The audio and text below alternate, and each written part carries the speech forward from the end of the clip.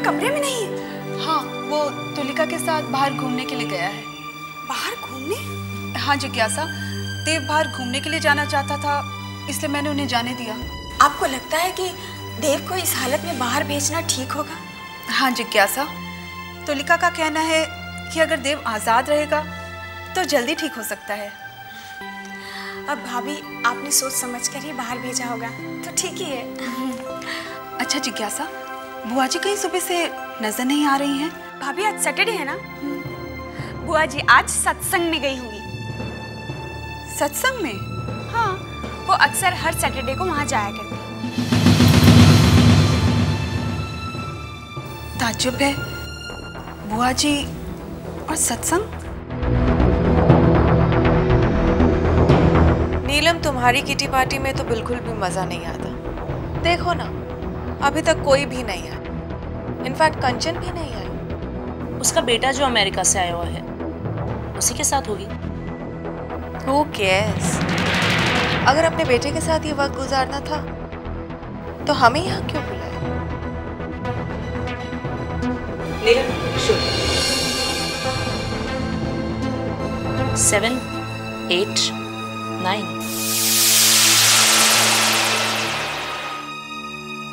8.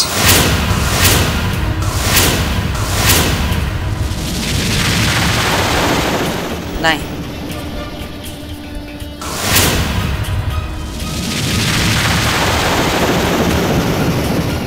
10.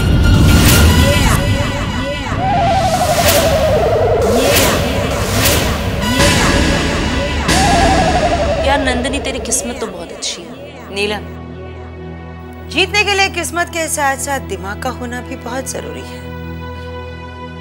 बात तो तुमने ठीक कही।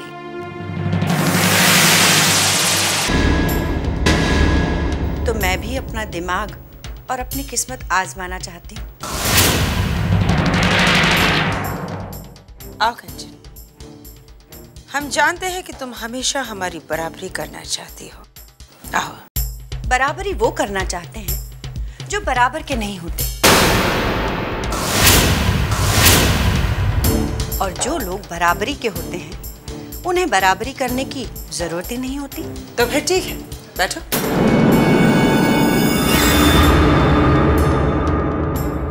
आज ये बात फिर से साबित हो जाएगी। और वैसे भी कंचन, तुम अच्छी तरह से जानती हो कि हम सिर्फ जीतने के लिए खेलते हैं। हारने के लिए तो मैं भी नहीं खेलती। कूल डाउन यार, तुम दोनों जंग लड़ रही हो। भाई, हमारी तो यही आदत है, जहां हार और जीत होती है वो तो हमें जंग की तरह ही लगती है। कंचन, नीलम बता रही थी कि तुम्हारा बेटा समीर आया हुआ है। हाँ, आया तो है, और हम चाहते हैं कि वो वापस न जाए, बल्कि यहीं शादी करके अपना घर बसा ले। क्यों, क्या कोई लड़की है तुम्हारी नजर में? लड़कियां तो बहुत हैं, मगर कोई हमारी बराबरी की नहीं, जिसकी हैसियत हमारी बराबर की हो। वैसे नंदिनी, सुना है कि तुम्हारी भी एक भतीजी है। अगर तुम चाहो तो हम रिश्ता कर सकते हैं।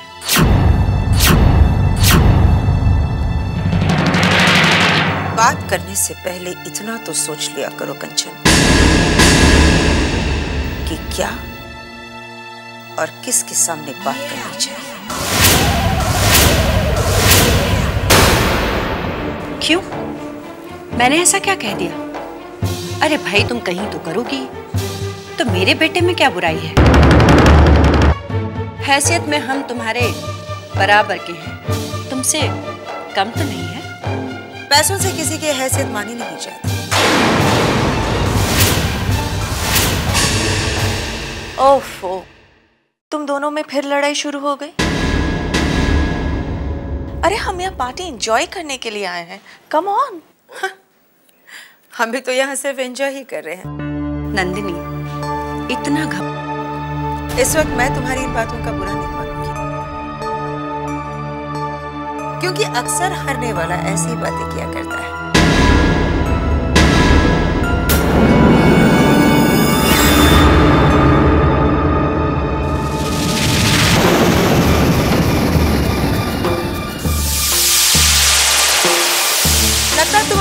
में नहीं हो कंचन। बोलो नंदिनी, तुम्हें मेरी शर्त मंजूर है? ठीक है, अगर तुम अपनी जिंदगी बर्बाद करना चाहती हो तो हमें कोई एतराज नहीं है, हमें ये शर्त मंजूर है।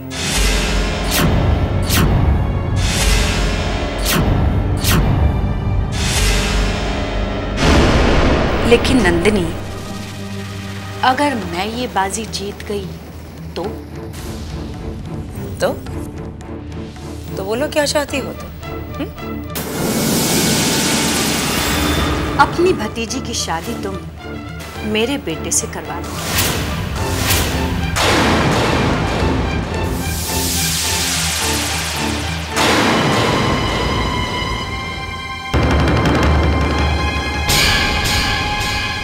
कंचन, तुम अच्छी तरह से जानती हो कि हम कभी पीछे नहीं हटते, हमें ये शर्त मंजूर।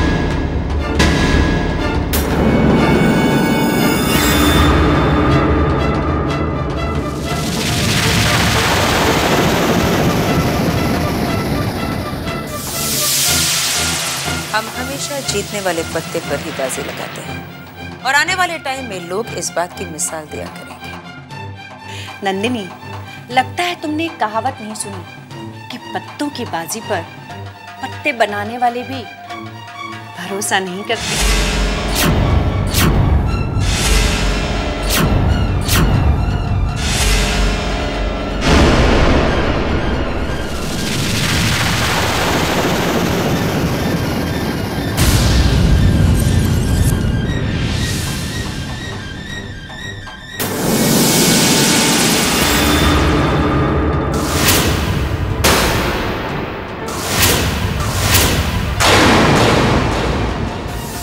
क्या हुआ नंदिनी?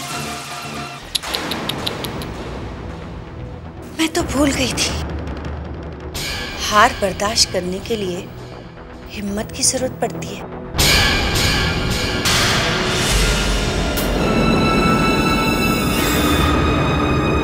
वैसे नंदिनी, तुम मेरी दोस्त हो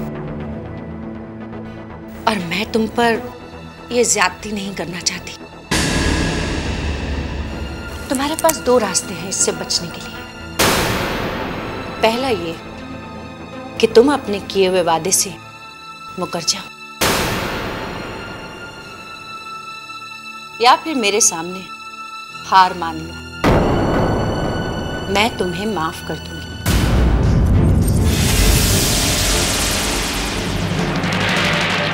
नहीं कंचन, ना ही हम हमारे वादे से मुकर सकते हैं और ना ही हम तुम्हारे सामने अपना सर झुका सकते हैं। चूंकि पहली बार हम जिंदगी में हारे, हम अपना वादा जरूर पूरा करेंगे,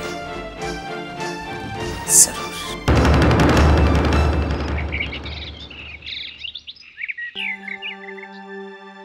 बहू,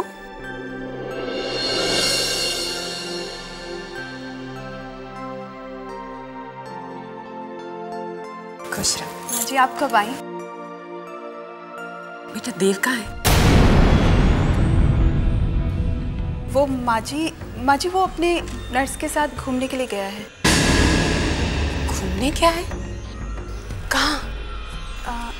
ये तो मुझे नहीं मालूम, लेकिन बाइक पे गया है तो कहीं आसपास ही गया होगा। बेटा, मैंने उसकी जिम्मेदारी, तुमने ही उसकी जान खतरे में डाल दी। नहीं माँ जी, ऐसी तो कोई बात नहीं है। और फिर वो अकेले कहाँ है? तुलिका उसके साथ गई है। तुलिका के साथ गया है तो क्या हुआ? बाइक तो वही चला रहा होगा ना, और पिछली बार भी उसका एक्सीडेंट मोटर बाइक से ही हुआ था। भगवान, रक्षा करना देव की।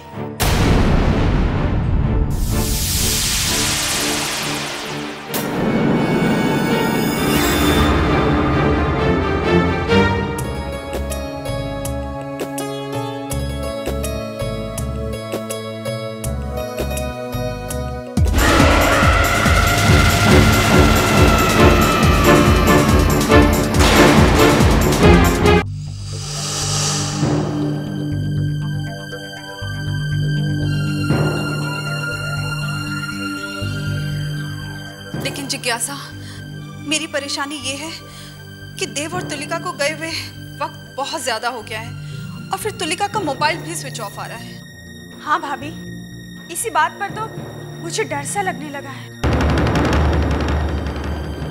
बुआ जी आप आ गए? हम तो आ गए, पर तुम दोनों के चेहरे ऐसे उतरे हुए क्यों हैं? नहीं बुआ जी, ऐसी तो कोई बात नहीं। बहू, क्या देव घर वापस आ गया? नहीं बुआ जी, वो अभी तक नहीं आया है। क्या? अभी तक देव घर वापस नहीं आया? एक काम करो, तुलिका को फोन करके ये पता लगाओ कि वो दोनों हैं कहाँ। फोन तो मैंने लगाया था बुआ जी, लेकिन तुलिका का फोन स्विच ऑफ है। फोन ऑफ है? बहू, कहीं ऐसा तो नहीं कि उन दोनों के साथ कोई हादसा हो गया हो? नहीं बुआ जी, ऐसा मत बोलिए। और फिर देव को तुलिका के साथ जाने के लिए आपने भी तो इजाजत दी थी। इसकी असली जिम्मेदारी तुम पर होगी, तुम पर।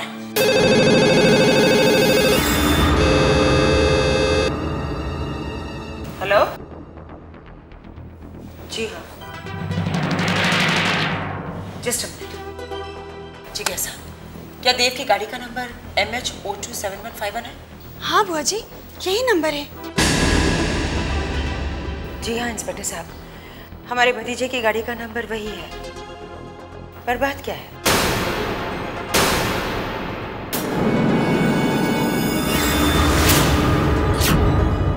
क्या?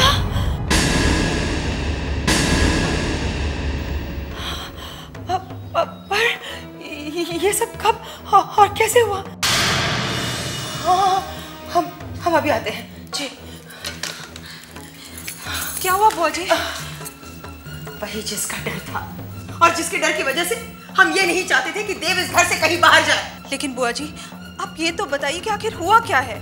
देव की गाड़ी का एक्सीडेंट हो गया है।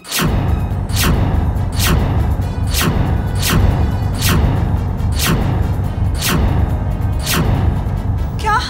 हाँ, और इसके लिए जिम्मेदार तुम हो, तुम। लेकिन बुआ जी, देव भैया इस वक्त है कहाँ पर और वो ठीक तो है ना? जिज्ञासा, ये सब कुछ तो पुलिस स्टेशन जाने के बाद ही हमें पता चलेगा ना। चलो हमारे साथ।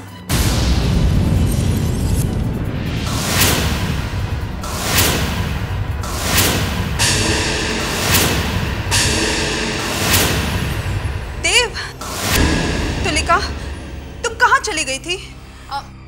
मैम हम तो यहीं पास में ही थे, लेकिन पता नहीं कोई देव की बाइक लेकर चला गया।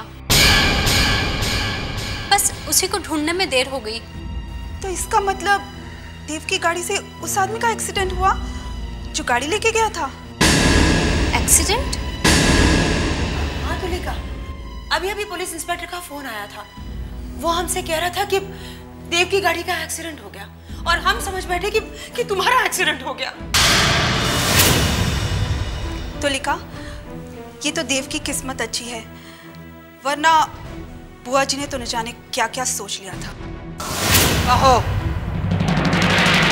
देव की किस्मत के साथ साथ तुम्हारी किस्मत भी बहुत अच्छी है, वरना अगर देव को आज सचमुच कुछ हो जाता तुम्हारे लिए बहुत बड़ी मुसीबत खड़ी हो जाती। खैर, इस बात की खुशी मनाओ कि देव के साथ साथ तुम भी बच गए।